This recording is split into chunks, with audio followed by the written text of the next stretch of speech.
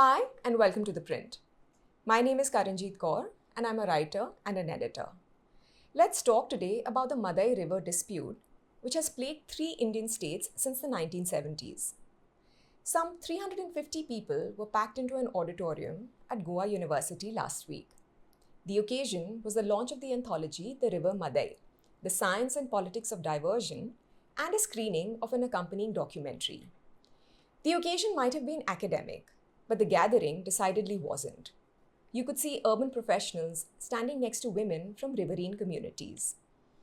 The turnout gestures at the depth of feeling that the river Madai, which is called the Mandovi in its lower reaches, inspires within Goan society. Here's a very brief background. A tripartite water-sharing dispute around the Madai has been simmering since the 1970s. The river originates at the Bhimgad Wildlife Sanctuary in the Western Ghats in Karnataka. There, it is joined by several tributaries and it flows westward through Goa before terminating in the Arabian Sea. Now, Karnataka has sought to divert water from the Madai to supply its drought-prone northern districts. In 1985, the state also proposed a 35 megawatt hydroelectric project. The state of Goa, on the other hand, insists that any diversion would devastate the ecosystems and communities that depend on this lifeline. The issue resurfaced in 2002 with the Kalasa Banduri Nala project. This is Karnataka's plan to divert 7.56 thousand million cubic feet or TMC from two tributaries to supply water to Belgaum, Gadag and Dharwad. Meanwhile, in 2006, Maharashtra entered the dispute by building a dam at Virdi without proper clearances. Goa's renewed objections led to the establishment of the Mahadai Water Disputes Tribunal in 2010. 8 years later, it awarded Karnataka 13.4 TMC, Goa 24 TMC, and Maharashtra 1.33 TMC. Still, the matter remains tied up in the Supreme Court, and the next hearing is scheduled in 2048, a quarter century away. The book, which has been published by Goa 1556, is Goa's contribution to the discourse. But it represents something unprecedented in India's water dispute literature. It is funded by the British Academy and it brings together an epistemic collective. The contributors range from political scientists and oceanographers to naturalists, cultural theorists, educationists, and constitutional lawyers.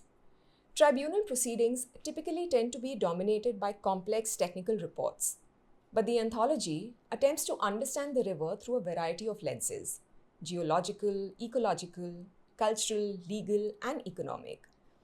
Its underlying premise is radical.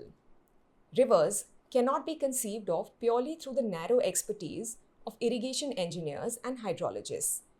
They require the full spectrum of human knowledge about how these systems actually function in the world. But during the discussion that followed the formal launch, this multidisciplinary approach was challenged by a deceptively simple question from the audience. Why can't Goa share its water when 96% of it is allocated to the state anyway? It cuts to the heart of this decades-long dispute. And it's a fair question. On the face of it, asking a state to give up less than 4% of a river's flow to help parched districts seems not just reasonable, but also moral. But as Peter Ronald D'Souza, who is one of the book's three editors, along with Solano da Silva and Lakshmi Subramanian, explained to me during an interview that there is no straightforward answer. It masks a deeper ethical problem about who bears the burden when we invoke the greater common good. D'Souza is a political scientist and has served as the director of the Indian Institute of Advanced Study and was a co-director at the Center for the Study of Developing Societies. He told me, the greater common good tells you that you, who are going to be affected by something, should bear the burden so that someone else gets the benefit. Very often, a vaguely defined concept of the nation. Referring to India's landmark water disputes, D'Souza pointed out that a proximate community is often asked to suffer for a distant community. But how much burden should you actually bear before it becomes unbearable? He asked. The book's contributors grapple seriously with this moral complexity, but they also challenge the zero-sum premise itself. What if the real problem isn't how to divide the river fairly, but the assumption that rivers can be divided at all? Several essays in the book reflect this position. Environmentalist Rajendra P. Kedkar's entry takes an expansive look at what stands to be lost if the Madai is diverted. He writes, the Mahadai Basin is a tiger corridor, a bison resort, a bear habitat, a king cobra host, and the only home in the world to Roten's free-tailed bat. The region supports an extraordinary range of wildlife that includes 25 mammal species, 120 bird species, and more than 170 medicinal plants. But perhaps most striking is its botanical richness. The Western Ghats harbor 27% of India's flowering plants, including 84 orchid species. Then, there is environmental advocate Parinita Dandekar, whose essay exposes the utter dysfunction behind India's water disputes. She offers a trenchant critique of the testimony given by hydrological experts in the tribunal. She writes, a seemingly simple issue of knowing how much water flows through the Madai could not be agreed upon by the three states. Even with identical data sources from the Central Water Commission and National Hydrological Institute, the three states presented wildly different flow projections. She says that the tribunal struggled to arrive at a decision, given that one state would contend that the Mahadai Basin is a surplus basin, whereas another state would contend that it is a deficient state. D'Souza acknowledged that this kind of integrative critique was only possible because of the British Academy's hands-off funding approach.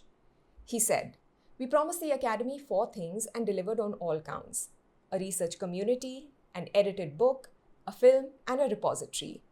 They gave us full freedom to design and implement.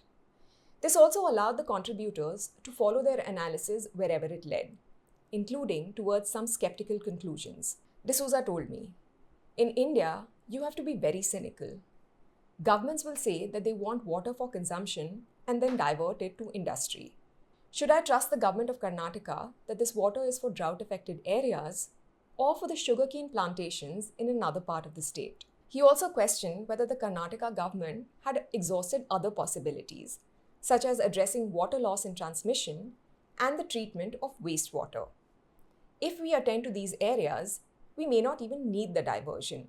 Altogether, the essays make the case for treating the river as an integrated living system, greater than the sum of its parts. Every component, the headwater springs deep in the forest, the sacred pools, the Khazan wetlands that protect Goa from flooding, represents an ecological and cultural continuum. Still, Goa's passionate defense of this all-encompassing vision sits uncomfortably alongside its own treatment of the river.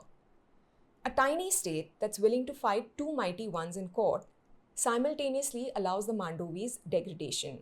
The offshore casinos that dot the river's promenade don't just signal an enclosure of the commons. Untreated sewage leads to a proliferation of harmful levels of E. coli. Illegal sand mining has caused riverbank collapses in several Goan villages. Gaspar D'Souza, the filmmaker who has directed and edited the documentary Mahadai, Mother Goddess, captured this contradiction in a single evening's journey. While shooting the film, D'Souza and cinematographer Srinivas Ananthanarayanan traveled to Chola Ghats to film the beautiful, pristine source of the Madai. Later that evening, when the duo returned to Panjim, they were greeted by the casinos on the riverfront. He told me, it was full of tourist boats and gaudy lights, and it made me think, what have we done to the river? I wonder if casinos will remain a concern at the next hearing in 2048. By then, climate change will have made water conflicts even more intense across India. Will we continue to think of rivers as engineering puzzles? I asked D'Souza what changes he hopes to see at the next tribunal hearing. He told me that the first thing he would change is that interstate water tribunals cannot only be state-centric. The experts who are called in must come with greater preparation and must be subjected to critical interrogation. Only governments are formally entitled to make presentations right now, but the forum must be open to other types of knowledge. Future tribunals should hear from cultural theorists alongside irrigation engineers and community organizations as well as legal experts. Everyone should be able to see the river as a living entity.